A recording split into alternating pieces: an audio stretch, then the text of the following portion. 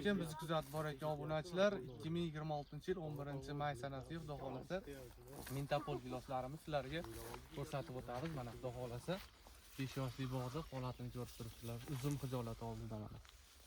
Qip-qizildan bo'lib mana akalar. Bandi uzun, qo'shmag'i yo'q mana akalar. Deyarli yo'q qo'shmag'i. Hamma gilosda o'zi qo'shmaq bo'ladi, lekin bunda kamroq nisbatan. Mana do'stlar, qattiqligi mana videoda qanaqa ko'rilyapti.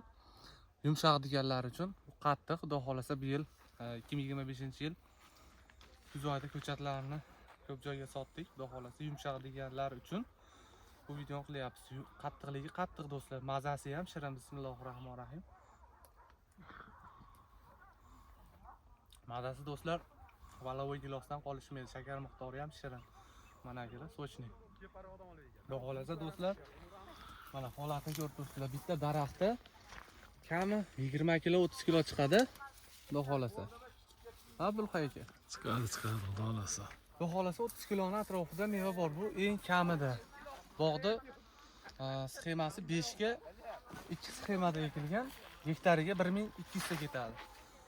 Bu degani 5 yil 6 yildan keyin o'rtacha 20 kilo 10 kilodan hisoblaganingizda ham 10 tonna 20 tonna hosil bor degani.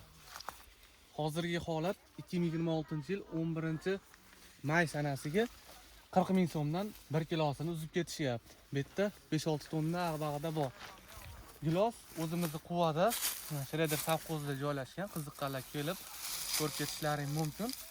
Kaltaylarni do'stlar, o'zimizni qadrdonni bog'ida xudo xolasa mevalarni ko'rib, bitta-bitta kaltayni olib ko'chatni ko'paytirganmiz. Bemalol aloqaga chiqib, ko'chatlar kerak bo'lsa, nomerlarimizni qoldirib qo'yamiz. Telefon qilib sotib olishlaring mumkin kuz oyiga. Dastlabki xizmatlarimiz bor 12 ta viloyatda mana do'stlar. Holatini qaranglar. Bog'da yoshi katta ham emas.